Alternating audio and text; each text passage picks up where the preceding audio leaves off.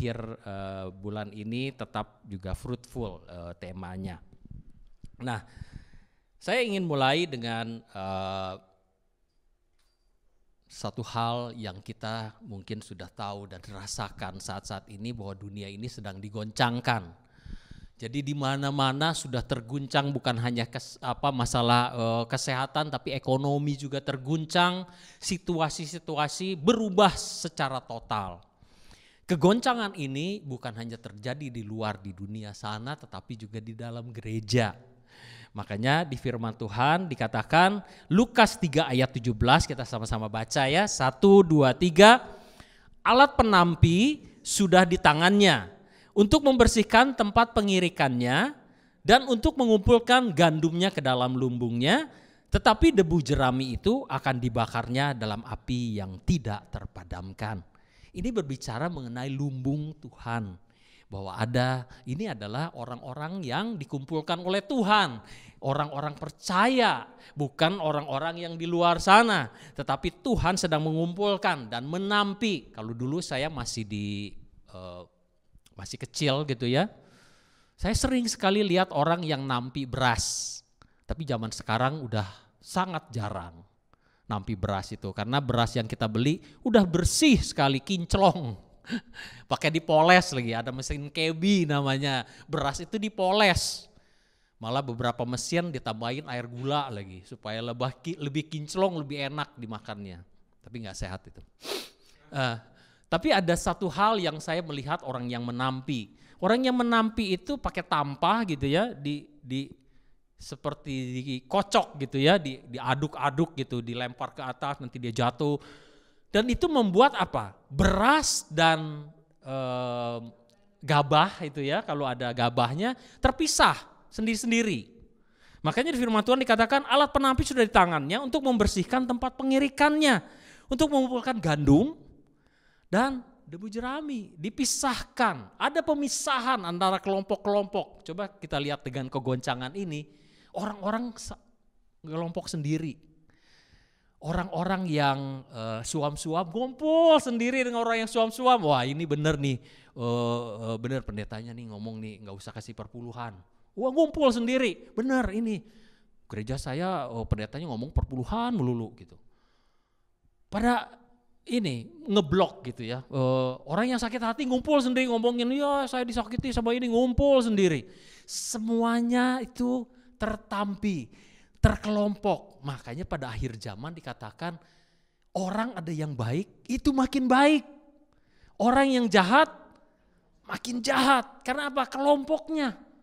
Tadi kan dibilang bahwa teman-teman itu, Pak Herifin bilang, teman-teman itu hati-hati. Yang mana temennya? Kelompok mana yang kita masukin?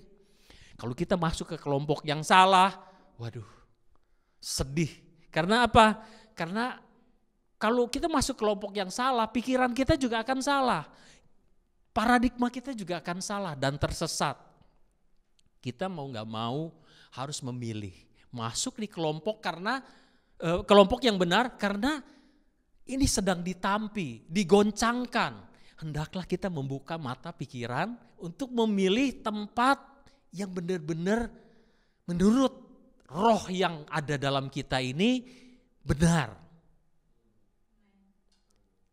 Karena di sana banyak tawarannya. Kalau orang mulai yang seneng gosip, ngobrol, itu ngomongin apa? Gosip. Kalau orang yang seneng gosip, yang ngobrolnya gosip. Ngomongin orang yang gak ada gunanya, tidak memenangkan jiwa, tetapi mengorek sakit hatinya, ngomongin luka lamanya. Dan itu tidak berguna untuk apa-apapun, untuk orang itu maupun untuk orang lain. Tetapi kalau kita nggak pernah menyadari ini, orang yang seperti itu akan terus berkelompok di situ. Pagi hari ini saya ingin mengajak kita untuk coba kita cek lingkungan ini, kita di lingkungan yang mana.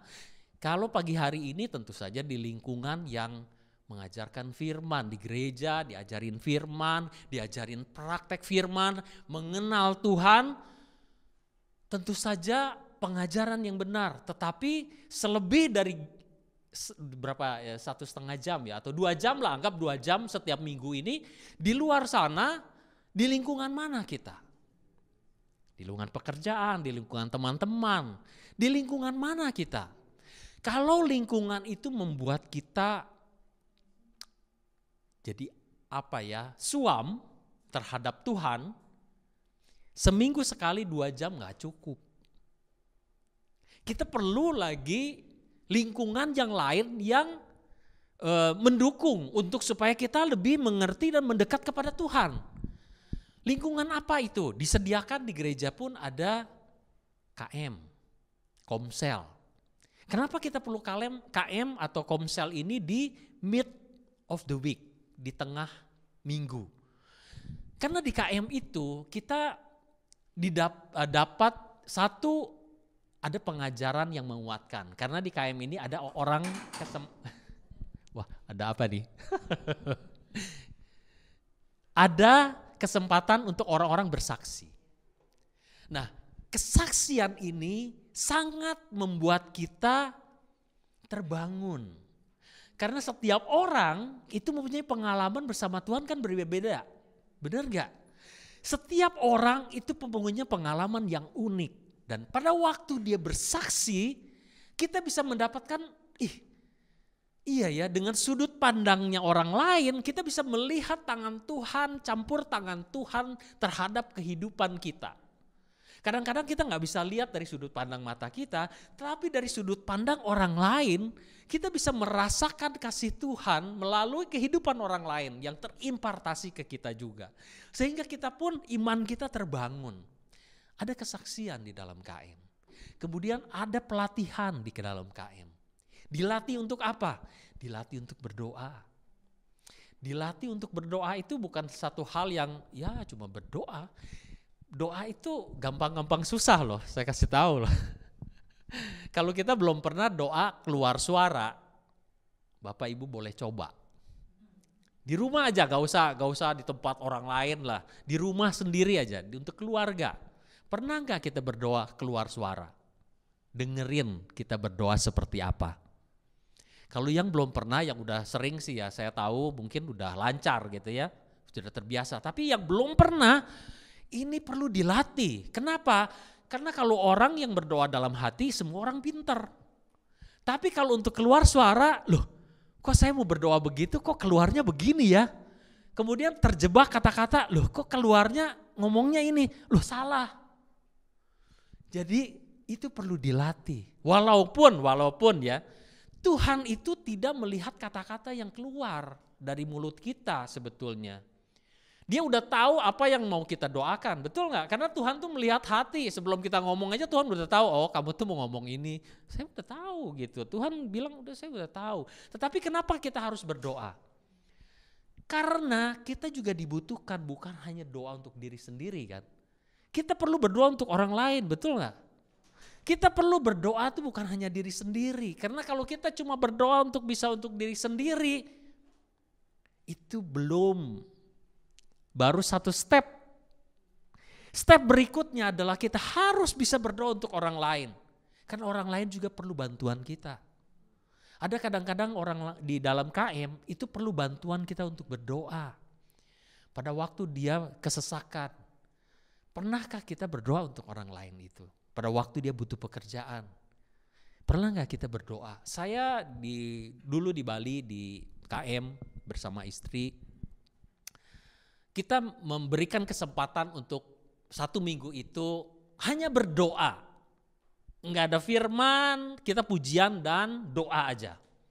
Kita berdoa saling mendoakan, bukan hanya pendeta gembala KM-nya yang mendoakan, tetapi masing-masing jemaat KM juga, anggota KM mendoakan satu dengan yang lain. Untuk melatih bahwa yang diperhatikan bukan dirinya sendiri saja. Tapi yang diperhatikan adalah orang-orang di sekitarnya. Karena pada waktu kita berdoa untuk orang lain, pada waktu doanya dijawab, kita akan merasakan sukacita juga. Tuhan jawab doanya loh.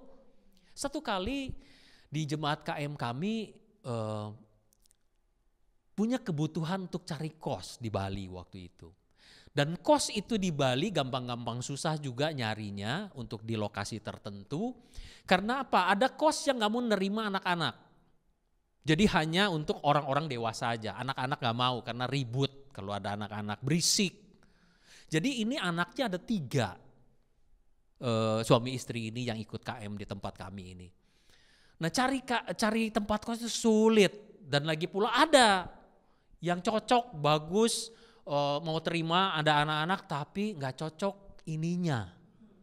Mahal. Nah kemudian di KM kita berdoa untuk mereka. Pada waktu mereka punya kebutuhan kita sama-sama bersatu hati kita berdoa. Dan kemudian gak begitu lama itu tiba-tiba di tempat yang bukan tiba-tiba lah. Ini sudah diatur oleh Tuhan. Tetapi kita tahu bahwa ada jawaban doa.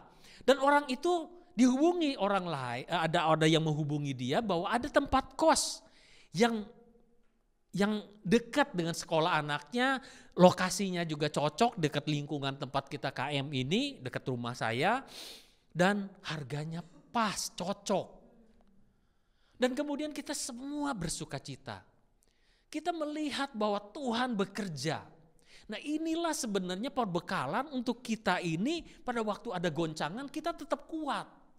Kalau kita memisahkan diri dari kelompok ini, kita ini sendirian. Kadang-kadang kita gak kuat dengan masalah, goncangan yang menerpa. Kita bisa bukan gak tahu firman, tahu tetapi lupa atau gak sadar gitu, gak ngeh gitu. Nah pada waktu kita datang di KM ini, kita akan dibangun lagi, akan dibangkitkan lagi roh iman kita sehingga makin menyala-nyala bukan makin redup. Makanya kita perlu KM. Yang belum ber-KM mari kita KM gitu ya. Dan kedua yang berikutnya adalah KD. KD juga memperlengkapi kita untuk pengetahuan akan firman. Di sana diajarin lebih detail, digali lebih banyak. Kita bisa bertanya juga. Kita bisa sharing dan kita bisa bertanya. Dan itulah perlengkapan yang membuat kita makin lama makin tertanam, berakar kuat. Pengenalan akan Tuhan. Tuhan sedang menggoncangkan gerejanya. Jangan sampai pada waktu kita digoncangkan kita masuk dalam kelompok yang salah. Ini yang kita harus hati-hati.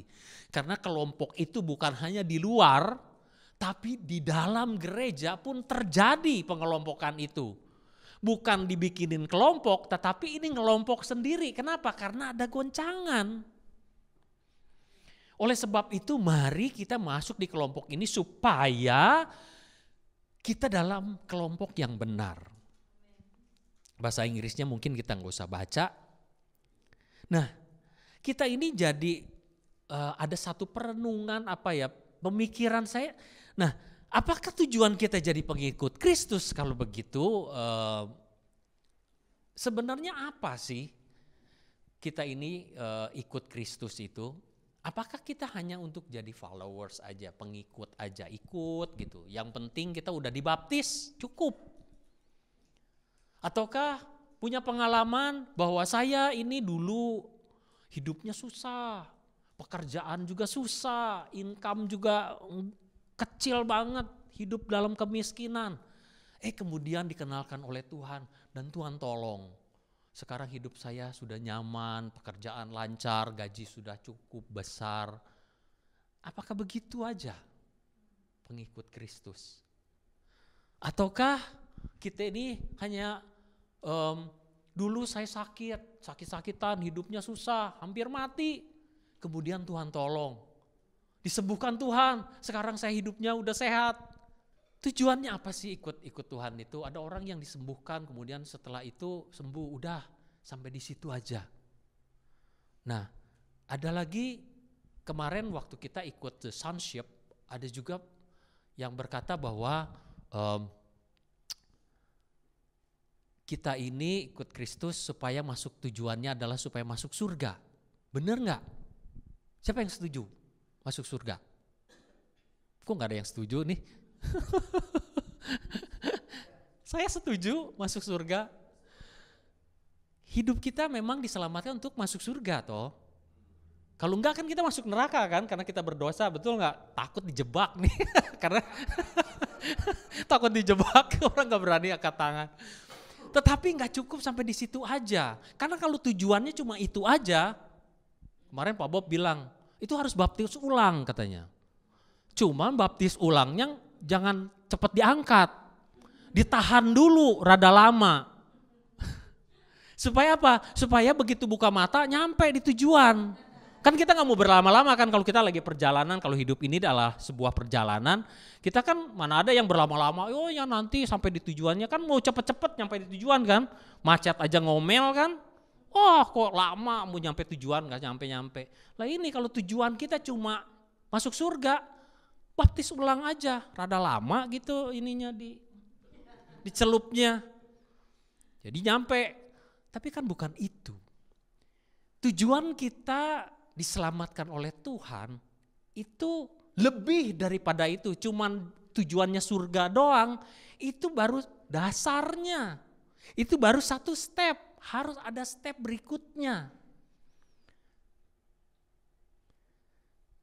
Makanya di Matius 6 ayat 9 dan 10 itu diajarin, Tuhan Yesus mengajarkan doanya begini. Karena itu berdoalah demikian, Bapa kami yang di surga, dikuduskanlah namamu, datanglah kerajaanmu, jadilah kehendakmu di bumi seperti di surga. Jadi jangan sampai kita salah. Kita ini disuruh berdoa supaya kerajaan surga turun di bumi seperti di surga. Jadi bukan nunggu nanti kita masuk surga, enggak. Buatlah kerajaan surga ini di bumi. Siapa yang harus buat?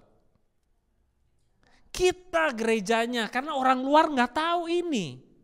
Orang di luar sana di dunia enggak tahu ini. Kitalah anak-anak Tuhan yang diberikan mandat, ini proyek besarnya Tuhan. Tuhan itu punya proyek besar dan mengajak orang-orang ini untuk masuk dalam proyeknya Tuhan. Datanglah kerajaan Tuhan di bumi, jadilah kehendak Tuhan di bumi seperti di surga. Walaupun keadaannya mungkin gak bagus, makin lama makin goncangan makin kenceng. Tetapi kalau kerajaan surga itu, kerajaan yang tidak tergoncangkan itu ada di bumi, itu akan ada suasana surga gitu. Suasana surga tidak ditentukan oleh goncang-ganjing, angin topan, badai kehidupan. Enggak, karena dia tidak tergoncangkan. Semua yang dikatakan oleh Tuhan itu terjadi. Seperti waktu penciptaan. Waktu dia berfirman dan semuanya itu jadi. Dan ini adalah doa untuk kerajaannya itu datang di bumi seperti di surga. Itulah bagian kita. Jadi jangan pernah kita berpikir bahwa tujuan utama kita atau tujuan kita hanya jadi pengikut Kristus itu untuk masuk surga. Walaupun kelihatannya benar, gak cukup. Terus terang gak cukup. Kita ini harus terus maju. Jadi Kristen gak pernah stagnan. Kalau kita Kristen stagnan, kita akan ditarik turun sampai ke titik yang terendah. Karena dunia ini sedang seperti naik eskalator atau tangga berjalan yang sedang arahnya turun. Tapi kita mau naiknya ke atas. Dunia ini makin lama makin jahat. Makin lama makin gelap. Turun ke bawah. Lah kalau kita nggak bergerak naik ke atas, itu kita akan, kalau kita diam aja, kita akan ditarik turun oleh dunia semakin lama makin jatuh, makin jauh. Ada orang-orang yang bikin TikTok, itu dia naik tangga berjalan yang turun ke bawah, dia naik ke atas. Gimana caranya? Lari. Gak bisa dia jalan pelan-pelan, gak naik-naik. Kalau jalannya cuman begini, tangga turunnya gak bergerak. Dia stagnan, diam di tempat, tidak bergerak. Karena tangganya turun. Berarti kecepatan kita harus lebih cepat lagi untuk bisa naik ke atas. Itu pun kehidupan kita seperti itu.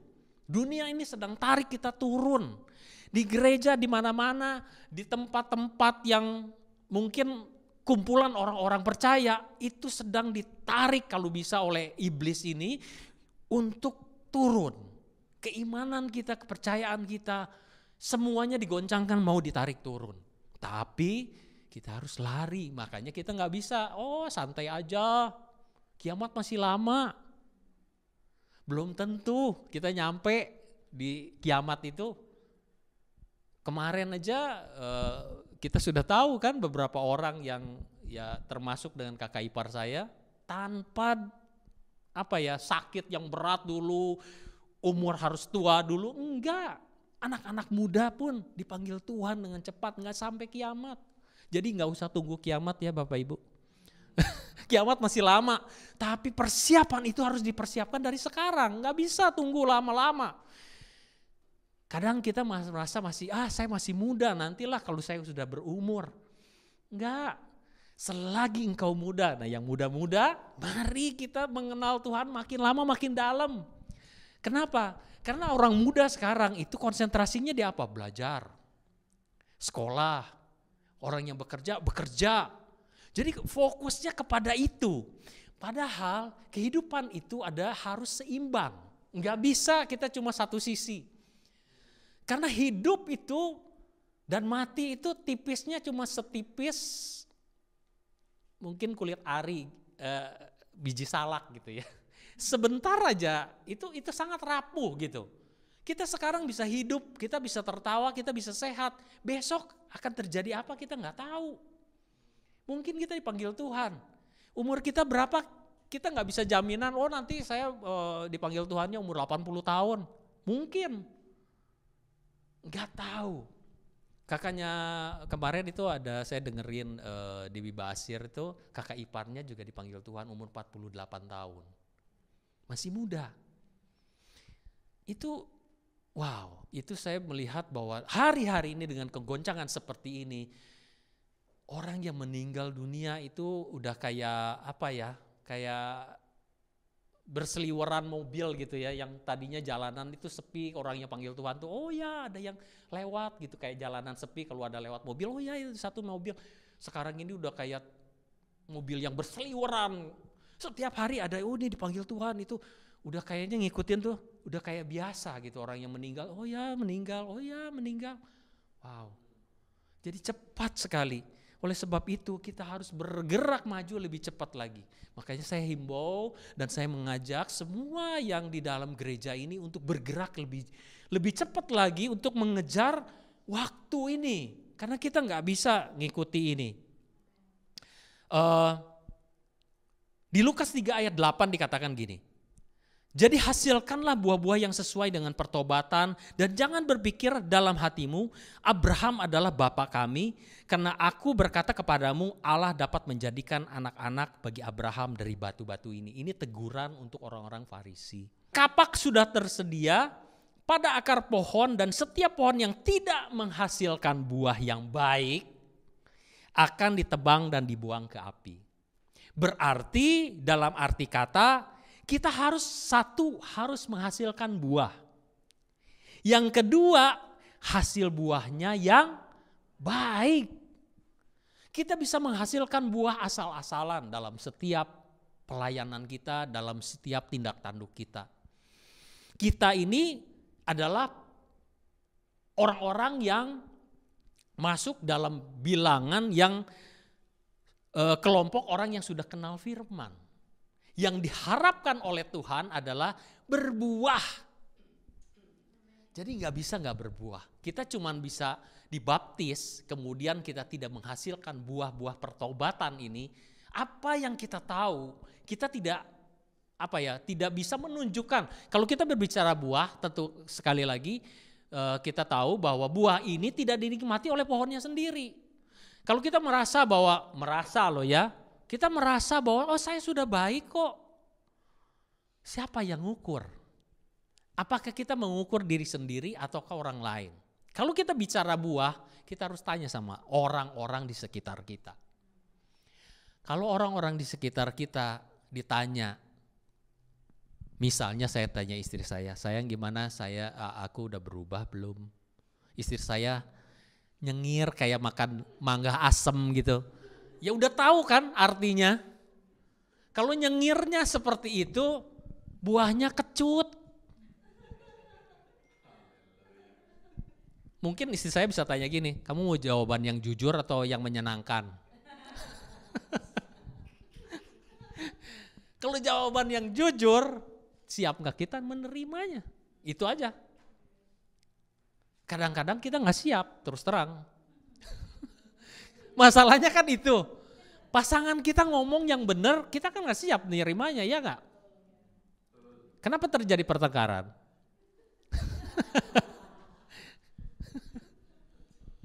Nggak siap. Padahal apa yang disampaikan mungkin ada benarnya. Mungkin loh ya, tidak pasti benar. Tapi mungkin ada benarnya. Yang perlu kita lakukan adalah merenungkannya. Kalau benar, ya berubah. Kan gitu. Kalau nggak benar, ya sudah. Kan begitu. Ini yang harus kita lakukan. Karena apapun yang terjadi di lingkungan kita, masukan, kritikan. Kalau mungkin kalau di lingkungan pekerjaan atau lingkungan yang lain, pertemanan, orang ada yang nggak encourage orang, sukanya kritik. Pernah kan kita ketemu orang-orang yang isinya kritik aja. Udah kita lakukan yang terbaik juga tetap aja ada kritikannya. Jadi memang habitnya kritik. Kan hobi, kritik itu hobi. Padahal kalau buat saya ya, kritik saya nggak begitu suka dengan mengkritik orang. Saya lebih suka men-encourage. Men-encourage itu bedanya apa? Kalau men-encourage itu bukan hanya ngomongin, oh kamu salah gini.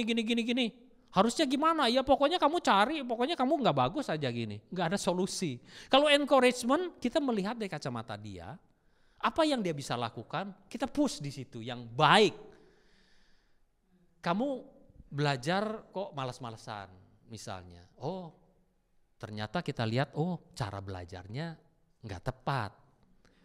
Dia terganggu dengan orang yang lalu lalang. Oh gini loh, nilai kamu jelek karena kamu pilih tempat yang keliru. Jangan belajar kelompok kalau konsentrasimu nggak bisa dengan lingkungan yang berisik. Kamu belajar sendiri coba. Kasih encourage, kamu pasti bisa. Itu encouragement. Kalau kritik, kamu ini ulangan kok jelek melulu, nggak bagus aja, nilainya merah, kebakaran semua. Gimana sih kamu belajarnya? Dikritik itu nggak ada solusi, nggak ada apa, ngomel. Lah kalau kita punya anak diomelin kayak begitu, kira-kira terbangun motivasinya?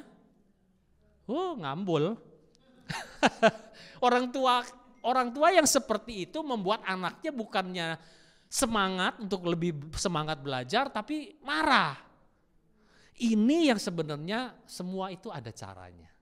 Makanya tadi pagi waktu Budayu pakai semprotan untuk sakit tenggorokan. Cara pakainya ternyata salah gitu ya, kan botolnya beginilah, anggaplah begitu. Dia kan ada selangnya di dalam. Jadi dia semprot begini, kok nggak keluar nih, padahal isinya banyak gitu. Kemudian saya lihat, saya kasih tahu, Budayu pakainya nggak begitu karena dia kasih tahu istri saya pakainya begini. Ya nggak keluar, walaupun isinya masih penuh. Gimana caranya? Harus begini pakainya. Disemprot, jadi selangnya itu masuk kepada serbuknya ini, jadi keluarlah serbuknya. Gitu, begitu disemprot, banyak. Jadi semua ada caranya. Oleh sebab itu kita harus juga pakai cara yang benar. Kalau kita pakai cara yang salah, bisa nggak? Saya sering kasih ilustrasi gini loh. Ini kan botol kan tutupnya kan begini, bukanya begini kan, arahnya kan, bener kan? Bisa nggak kalau misalnya bukanya itu jangan ke kanan dah. Saya mau bukanya pokoknya ke kiri, karena saya kebiasaan bukanya ke kiri. Bisa nggak buka? Bisa nggak? Bukan nggak bisa, bisa. Tapi rusak. Kalau botol minum ya nggak apa-apa, memang mau dibuang kan. Tapi kalau sesuatu yang berharga, rusak. Begitupun orang-orang di sekeliling kita. Kalau kita pakai cara yang salah, memperlakukan mereka, bisa nggak? Bisa. Tapi rusak. Rusak apa? Hubungan kita rusak. Suasana hati rusak. Banyak hal yang rusak. Jadi bagaimana caranya? Ya kita harus belajar, mempelajari gimana caranya. Ya, Kepada pasangan juga sama, bagaimana caranya supaya dia ini kalau kita bertujuan baik untuk berubah, kan tentu harus pakai cara toh. Kalau caranya pokoknya saya memang begini, saya itu memang orangnya keras dan tegas. Tegas itu nggak keras loh. Beda tegas dengan kasar, bedakan itu. Tegas itu mengatakan tidak di atas tidak, walaupun dengan senyum. Saya ditawarin nih. Kapan hari juga ditawarin makan daging babi. Pak enak loh Pak. Sorry. Saya bilang saya nggak makan tuh bukannya saya nggak tahu babi enak.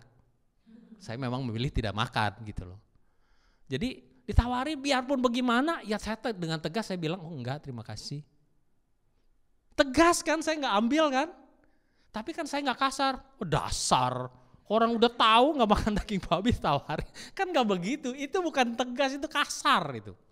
Orang yang tegas itu teguh pada pendiriannya.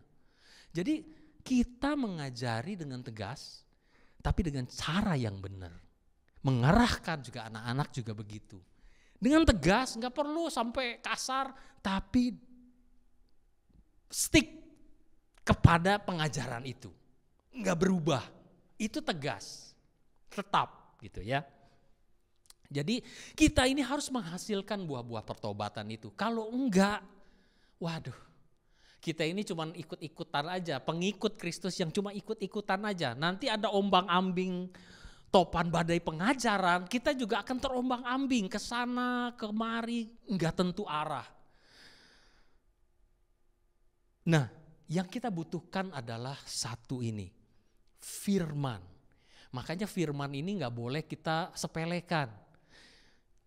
Walaupun kelihatannya firman ini sepele. Makanya firman itu sering kali Tuhan menggambarkan sebagai benih. Iya enggak?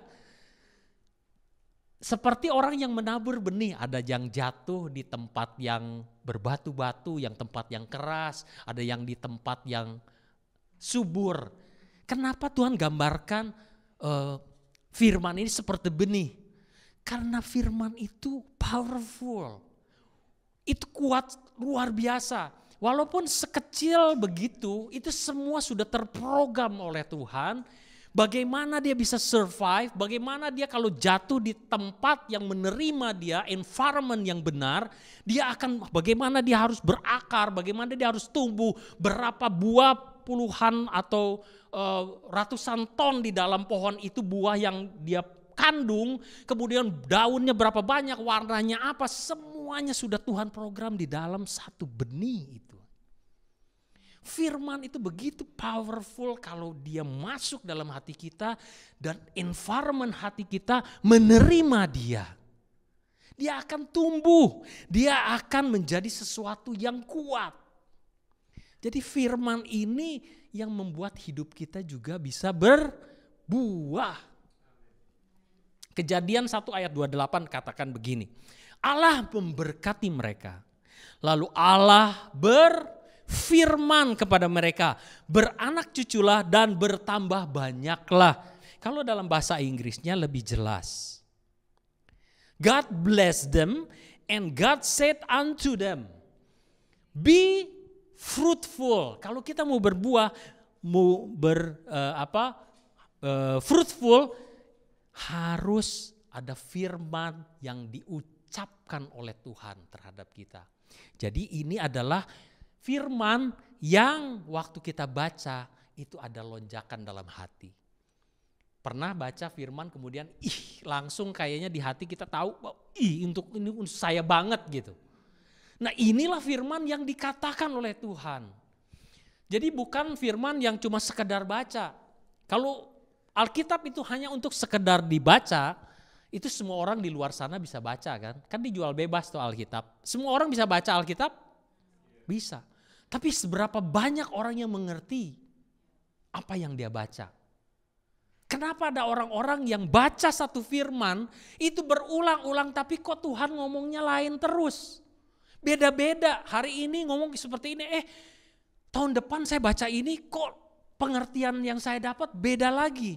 Ada sesuatu yang baru, kenapa? Karena Tuhan bukan ngomong apa yang tersurat, tapi Tuhan bicara apa yang tersirat di balik itu. That's the power. Itulah yang membuat hidup kita berbuah. Satu kali pada waktu saya menghadapi situasi yang sulit, waktu Krismon tahun 97 disertai dengan kerusuhan 98, wah perekonomian Indonesia kan amburadul, gak karu-karuan kan. Waktu itu saya nabung di sebuah bank, uang saya hasil dari bekerja saya waktu di kapal waktu itu saya tabungkan dan gak bisa diambil. Wah, itu duit tabungan saya taruhkan waktu itu mau ditaruh dolar karena memang dolar lebih stabil daripada rupiah yang naik turun. Saya pikir nanti karena dolar stabil ya sudah, suatu saat saya ambil uangnya bisa jauh lebih tinggi daripada saya cuma simpan rupiah yang terus jatuh terus nilai uangnya. Tapi siapa yang tahu? Tahun 97 Krismon, banknya diras. Diambilin duitnya, bank hebat kayak apa kalau kena ras? Habis, bangkrut. Kerusuhan 98 tambah parah. Waktu itu uang saya gak bisa diambil, kemudian diurusin oleh papi saya. Papi saya sampai stres istilahnya ngurusin ini karena apa? Semua orang datang ke bank sambil marah, sambil gebrak meja, ada yang caci maki orang. Kemudian saya berdoa sama Tuhan. Saya berdoa, Tuhan tahu apa yang saya punya. Dan saya menyerahkan ini kepada Tuhan. Tiba-tiba ada satu firman yang saya pernah baca yang dulu tidak ada efeknya buat saya. Tiba-tiba terlintas dalam pikiran saya, kalau engkau mempertahankan nyawamu, engkau akan kehilangan nyawa. Kalau engkau menyerahkan nyawamu bagi aku, engkau akan mendapatkannya. Loh, kok saya pengertiannya ini ngomong nyawa, tapi kok saya bisa mengerti bahwa ini untuk saya masalah uang itu. Saya langsung tahu ini Tuhan ngomong sama saya. Terlintaslah firman itu dan saya mengerti dengan pengertian yang berbeda. Bukan ngomong mati hidup, tetapi masalah keuangan ini. Kemudian saya telepon waktu itu papi saya, langsung saya ngomong. Papi, saya bilang gini, kalau uang ini untuk kita, Tuhan kasih untuk kita, pasti kita dapat. Tapi kalau tidak, sekalipun tidak, relakan saja. Saya bilang udah gak apa-apa. Tuhan yang kasih, Tuhan yang ambil. Biarin, saya bilang begitu. Dengan seperti itu papi saya punya satu tenang kayaknya gitu. Gak terbeban dia, ya udahlah. Dia urusin juga, tetapi dengan tanpa beban. Itu loh hebatnya Tuhan itu. Dan yang lebih hebat lagi, ini happy endingnya apa? Bukan hanya uang yang bisa saya dapat, tapi dengan uang itu, dengan bunga yang diberikan oleh bank yang berkelipat kali ganda, sehingga saya bisa mendapatkan, bisa beli rumah di Bali pada waktu itu, kerusuhan 98. Yang harga rumah di Bali itu bukan naik, tapi dia terbang. Karena hari ini harganya sekian, besok harganya sekian, naik terus naik. Karena dicari dan diburu orang waktu kerusuhan 98, orang-orang datang ke Bali untuk beli rumah karena takut. Orang kaya dari seluruh Indonesia datang ke Bali untuk beli rumah di sana. Dan saya mendapatkan kasih karunia Tuhan bisa beli rumah di saat-saat seperti itu. Itu keajaiban Tuhan. Tuhan benar-benar kalau sudah bicara itu Tuhan tuh sudah memberikan satu jaminan buat kita. Makanya firman ini yang menopang kita itu kekuatan yang luar biasa. Oleh sebab itu jangan sepelekan. Berdoa pagi, berhubungan dengan Tuhan, mengerti firman-Nya, membaca firman-Nya. Itu adalah satu kekuatan buat kita. Jangan lengah karena kegoncangan ini membuat kita enggak bisa bertahan. Karena firmanlah yang membuat kita tertopang. Nah, ini satu contoh lagi. Matius 14 ayat 28 dan 29. Nah, ini cerita Tuhan Yesus berjalan di atas air. Dan kemudian lalu Petrus berseru. Kan murid-muridnya bilang, wah ada setan, ada hantu. Karena dia gak tahu ini Tuhan Yesus. Tuhan Yesus bilang tenanglah ini aku. Gitu. Nah, lalu Petrus berseru dan menjawab dia, Tuhan, apabila engkau itu, suruhlah aku datang kepadamu berjalan di atas air. Dan kemudian kata Yesus apa? Come, datanglah. Maka Petrus turun dari perahu dan berjalan di atas air mendapatkan Yesus. Bapak Ibu bisa dilihat bahwa memang Petrus itu jalan di atas air. Tapi apakah karena airnya dia bisa berjalan ataukah dia pernah latihan berjalan di atas air? Ataukah airnya yang mengeras? Petrus berjalan di atas, datanglah firman Tuhan ini. Dia berjalan di atas firman Tuhan yang dikatakan come. Kalau Tuhan tidak berkata itu, Petrus nggak bisa jalan di atas air. Walaupun Tuhan Yesus ada di situ. Tuhan berkata pada waktu Petrus berseru, Tuhan, kalau engkau itu biar saya juga berjalan di atas air. Dan Tuhan mengatakan come. Firman-Nya diucapkan. Ini yang membuat Petrus jalan di atas air. Dan kemudian Petrus mulai tenggelam karena apa? Hatinya tidak berpegang lagi kepada yang dikatakan oleh Tuhan. Dia bimbang dengan apa? Ada angin yang besar yang membuat dia takut. Karena dia udah mulai berpikir, kok manusia bisa jalan di atas air ya? Itulah yang membuat dia bimbang dan akhirnya tenggelam. Karena dia tidak jalan di atas air. Dia jalan di atas firman Tuhan yang dikatakan oleh Tuhan Yesus. Come, datanglah. Dia berjalan di atas itu, bukan di atas air. Kalau Tuhan tidak berfirman, dia tidak bisa jalan di atas air. Nah, step berikutnya adalah apa? Kita firman kita pegang. Step berikutnya adalah sebab banyak yang dipanggil tetapi sedikit yang dipilih. Ini kemarin kita juga diskusi dan sharing di KM. Lah kalau begitu Tuhan pilih dong. Ada orang-orang yang dipilih, ada orang-orang yang tidak. Gimana caranya Tuhan pilih? Bagaimana kita dipilih kalau begitu? Yohanes 15 ayat 16 dikatakan, bukan kamu yang memilih aku, tetapi akulah yang memilih kamu dan aku telah menetapkan kamu supaya kamu pergi dan menghasilkan buah. Dan buahmu itu tetap. Supaya apa yang kamu minta kepada Bapa dalam namaku diberikannya kepadamu. Tuhan sudah panggil, Tuhan sudah pilih. Seringkali kita berpikir gini, oh iya saya bukan orang yang dipilih Tuhan sih. Sebenarnya pengertian dipilih Tuhan enggak seperti itu. Tetapi yang dipilih Tuhan itu seperti apa? Bapak Ibu pernah mendengarkan paling tidak kalaupun ini pernah membaca ataupun mendengar kisah orang yang kaya yang dipanggil yang datang kepada Tuhan untuk bagaimana dia bisa sempurna. Betul nggak? Iya. Nah, kisah itu anak muda ini dia tanya sama Tuhan, Tuhan, guru yang baik, kalau aku mau apa yang harus saya lakukan lagi? Tuhan bilang ya lakukanlah ya firman Tuhan itu, jangan hormatilah orang tuamu, semuanya dia jawab sudah dilakukan sejak dari muda.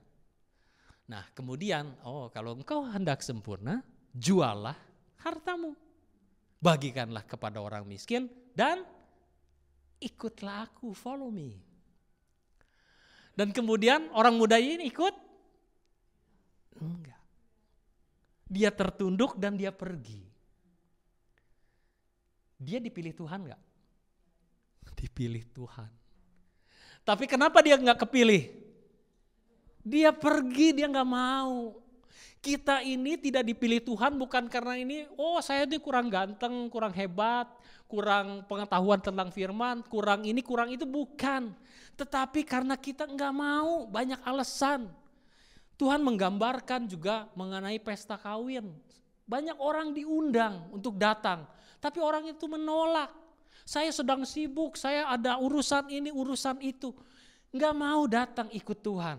Kalau kita nonton The Chosen tentang Nikodemus, saya juga baru gitu ya. Nikodemus itu, itu sudah begitu dekat untuk dia ikut Tuhan.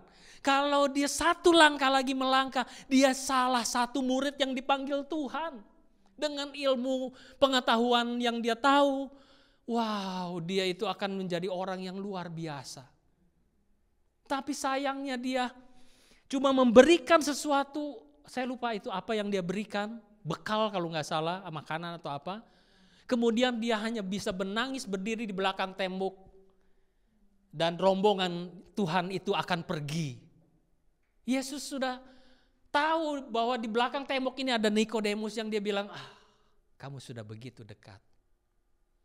Oh, itu sangat sedih. Kenapa? Karena beban daripada jabatan dia. Dia adalah seorang kepalanya imam. Sehingga dia tidak bisa melepaskan itu. Orang kaya pun sama yang anak muda ini. Kenapa dia nggak mau ikut Tuhan? Beban dia terhadap hartanya lebih besar. Makanya kan Tuhan bilang, di mana hartamu, disitulah hatimu. Kenapa sih Tuhan suruh bagikan hartanya kepada orang miskin? Satu, supaya dia nggak terikat dengan harta, betul. Kenapa pada waktu dia berikan kepada orang miskin, hartanya di mana? Di orang miskin. Karena dia bagikan orang miskin kan. Sehingga hatinya di mana? Hatinya di orang miskin ini, karena hartanya pada orang miskin ini. Dia bagikan sehingga yang dia pikirkan adalah orang-orang miskin ini. Pada waktu dia berikan hartanya, bagikan hartanya, belum tentu dia jadi miskin loh. Betul enggak? Tuhan Yesus tidak bilang bahwa pada waktu kamu jual hartanya kamu akan jadi orang miskin. Enggak. Tapi lepaskanlah belenggu itu, karena Tuhan melihat hatinya yang paling dalam. Bahwa dia terikat dengan hal-hal itu. Bukan dia gak hebat melakukan semua hukum Tuhan loh. Semuanya dia lakukan sejak dari muda. Luar biasa hebatnya. Tetapi satu hal yang lupa. Yang dia butuhkan bukan semuanya itu. Bukan apa yang dia lakukan untuk sempurna. Bukan. Tapi pribadi firman ini. Pribadi Kristus yang kita butuhkan. Bukan yang kita buat. Kita bisa bikin salah. Lakukan kekeliruan dalam aktivitas kita sehari-hari, bisa. Tetapi kalau ada Yesus, kita tinggal datang kepada Dia, Tuhan ampuni. Itu kita akan bangkit lagi karena ada tangan Tuhan yang menopang. Tapi kalau kita keluar dari Tuhan, walaupun kita hebat kayak apa melakukan yang kita pikir itu benar, kita gak ada kekuatan. Kita harus melekat. Tuhan ajarkan apa? Dia adalah pokok anggur kan? Kita adalah ranting-rantingnya. Kita diberikan buah, kalau nggak nyantol kepada pokok anggur, ambruk kita. Nggak kuat nanggung buahnya. Yang membuat ranting ini bisa nanggung buah yang begitu besar, kalau kita di sini kan banyak pohon anggur ya. Coba sekali-sekali jalan ke pohon anggur, lihat rantingnya segede apa untuk menopang buah yang begitu besar, yang begitu bukan besar, banyak. Perkebunan anggur yang jualan anggur table fruit ya, bukan yang untuk wine. Kalau yang wine kecil-kecil, buahnya kecil-kecil dan nggak bagus. Tapi kalau yang table fruit itu betul-betul dijaga dengan benar. Itu satu rumpun itu harus berapa bakal buahnya, itu dihitung semuanya, nggak bisa sembarangan sehingga anggurnya yang keluar besar-besar dan bagus. Karena untuk table fruit dimakannya juga wah, anggurnya tuh yummy. Jadi dia bisa menahan begitu bebannya, satu rumpun itu, satu anggur itu bisa sampai 8 sampai 10 kilo. Ranting yang pegang itu paling sekecil. Tapi dia disupport oleh apa? Batang yang kuat. Pokok anggur yang kuat. Kalau dia itu sendiri gak kuat. Oleh sebab itu kita harus terhubung dengan Tuhan ini. Kalau enggak kita gak akan ada kekuatan untuk goncangan ini. Gak akan ada kekuatan. Nah, kita harus jadi saksinya Kristus untuk proyeknya Tuhan ini. Kita gak bisa cuman jadi pengikut Kristus hanya hadir di gereja, menghadiri semua aktivitasnya, melakukan ibadah. Enggak cukup dengan itu. Kita harus menjadi saksi Kristus. Saksi Banyak orang berpikir bahwa jadi saksi itu, oh iya Pak, saya nggak bisa soalnya saya nggak punya pengalaman. Saya nggak sekolah Alkitab.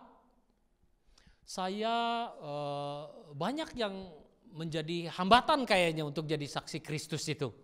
Padahal Tuhan katakan, kalau Roh Kudus turun atasmu, engkau akan menjadi saksiku. Sesimpel itu. Saksi, kalau di pengadilan, kalau yang dipanggil saksi, itu adalah syaratnya satu. Dia harus melihat peristiwanya sendiri. Misalnya ada peristiwa kecelakaan, tabrakan misalnya di depan ini. Nah, saya saksi mata, saya saksi. Saya harus melihat, nggak bisa saya bilang gini, dipanggil ke pengadilan, oh kamu saksinya, iya. Kamu lihat tabrakan yang terjadi? Oh iya, kata istri saya terjadi tabrakan mobil ini ditabrak sama mobil itu. Ya nggak bisa, nggak sah. Bisa nggak bisa jadi saksi? Saya nggak bisa jadi saksi. Kalau saya melihat sendiri, dipanggil saksinya, kamu saksi? Iya. Kamu menyaksikan peristiwa ini? Iya. Ya, mobil ini ditabrak sama mobil ini, saya melihat sendiri. Itulah saksi. Apakah harus ahli? Enggak. Apakah saya harus berpendidikan dulu? Oh, kamu nggak berpendidikan, kamu nggak bisa jadi saksi? Enggak. Sesimpel itu kita menjadi saksi Kristus. Pada waktu kita mengenal Kristus, apa yang terjadi dalam perubahan hidup kita? Apa yang kita alami? Kalau kita menjadi saksi, saksikan apa yang kita alami. Yang saya alami berdampak kepada orang lain. Yang saya alami berdampak kepada istri saya, berdampak kepada anak-anak saya. Ada yang tahu ini? Saya masih bawa ini untuk sebagai satu contoh. Ini adalah yang kita dapat dari Father's Day. Siapa yang baca? Apa yang didapat? Ada yang baca? Bapak-bapak baca gak? Hah? Baca? Tapi lupa ya? Nah, ini saya bawa kenapa? Karena walaupun yang bikin tuh kita-kita juga, ya saya juga bantuin gitu ya, firmannya dari Pasan Budayu. Kemudian istri saya bikinin ini, bikinin itu, saya bantu juga. Tapi pada waktu dapat ini katanya begini, dikatakan begini, Joshua 24 ayat 15, Joshua 24 verse 15. Just info, nama saya baptisnya Joshua. Bukan kebetulan, bukan kebetulan. Kemudian dibilang begini, as for me and my household, we will serve the Lord. Saya mengaminkan ini. Kenapa? Karena saya punya kerinduan ini buat keluarga saya. Gak peduli dia nanti anak saya profesinya apa, tapi saya akan seluruh keluarga mau melayani Tuhan. Itu keinginan hati saya. Dan itu juga yang membuat apa yang kita lakukan juga harus sesuai. Kita ini sebagai orang tua itu diberikan tanggung jawab oleh Tuhan untuk menjadi contoh dan teladan. Karena kita juga belajar dari Tuhan. Tuhan Yesus itu mengajari murid-muridnya dan memberi teladan kan. Bagaimana harus melakukan ini. Kalau salah, Simon pun ditegur. Murid-muridnya ditegur. Itu pengajaran dan kita belajar dari Tuhan Yesus. Saya juga belajar dari Tuhan Yesus. Saya juga belajar untuk mengajari anak saya. Karena itu tanggung jawab saya dan istri. Saya bersyukur saya melihat anak-anak saya mau melakukan apa yang kita ajarkan dan juga teladani. Anak saya melayani juga di gereja. Waktu dia di Beijing juga dia pemain musik juga, bapaknya pemain gitar, anaknya juga ya nggak jauh-jauh lah jatuh buahnya itu nggak jauh-jauh dari pohonnya. Pemain gitar juga, main gitar, belajar otodidak juga dia. Lebih hebat dari saya pendengarannya. Dia bisa tahu ini nada C, oh ini stemannya kurang, saya masih harus pakai alat. Ini nada C, nada E itu di mana, saya mesti pakai alat dulu baru saya stem. Kalau dia enggak, dia dengar ini nadanya kurang tinggi. Tapi saya melihat bahwa anak-anak ini ikut. Saya bahkan ajak mereka ikut KD. Supaya apa? Supaya sama. Derap langkah kita ini menjadi satu kesatuan. Kemarin papi saya itu sakit. Badannya sakit, kemudian anak saya Niko disuruh pijitin. Nah, dia cerita, oh ya tadi ini kan panggilnya Kungkung. Kungkung itu sakit. Kemudian Niko pijitin, Pak, gitu. Iya. Terus saya tanya, terus Niko pijitin didoain enggak? Dia bilang iya dong, didoain gitu. Kemudian Kungkung udah setelah pijitin langsung bisa tidur. Wow. Itu terjadi. Saya melakukan hal yang sama waktu papi saya 21 hari waktu dia sakit dan gak bisa makan, gak bisa tidur. Saya bawa ke laboratorium, tes darah, periksa ke dokter, tesnya gak lengkap. Padahal waktu itu ngantri dari jam 9 pagi sampai jam 5 sore nunggu, gak ada hasil. Gak bisa dikasih obat, cuma dikasih vitamin karena gak lengkap katanya. Besok harus tes lagi. Tapi pada waktu itu saya gak ngomel, saya sambil nunggu saya pijitin papi saya dan berdoa. Dan papi saya sembuh. Nggak pernah ke dokter lagi, nggak pernah balik lagi. Dia sembuh. Dan saya ingat peristiwa itu dan Niko melakukan hal yang sama karena dia juga melihat waktu itu dan tahu. Saya pernah cerita juga sama dia dan dia juga mau ngikuti. Nah ini yang harus kita lakukan kepada anak-anak kita, anak-anak rohani kita, kepada orang-orang generasi di bawah kita. Untuk kita ini meneruskan mandatnya Tuhan untuk jadi saksi. Kita ini bersaksi bukan hanya dengan perkataan tapi dengan perbuatan. Apa yang kita lakukan akan menjadi saksi banyak orang. Mami saya, papi saya terus terang masih belum terima Tuhan, makanya saya bilang sama Niko, ayo. Karena papi jauh, Niko yang mewakili papi dan Nadine untuk bisa doakan Kungkung ini supaya hatinya dan pikirannya terbuka sehingga menerima Kristus. Mami saya bertobat dan dibaptis. Kenapa? Karena waktu dia sakit, kena stroke waktu itu, saya dan adik bungsu saya yang laki doakan dia di rumah sakit. Dan mami saya disembuhkan dan dia diterima Tuhan. Sekarang ini mami saya udah percaya Tuhan. Padahal dulu dia yang pegang meja abu di keluarga. Kalau yang tahu meja abu. Hiolo itu tempat berdoa pakai dupa itu. Yang ada fotonya. Mami saya yang pegang. Jadi semuanya itu luar biasa Tuhan buat. Kalau kita tetap berpegang kepada pengajaran yang daripada dia. Nah. Habis betul. Saya mau garis bawahi begini. Kita ini harus menjadi saksi Kristus dimanapun kita berada. Baik di dalam lingkungan keluarga. Mungkin banyak orang di lingkungan keluarga kita yang belum percaya Tuhan.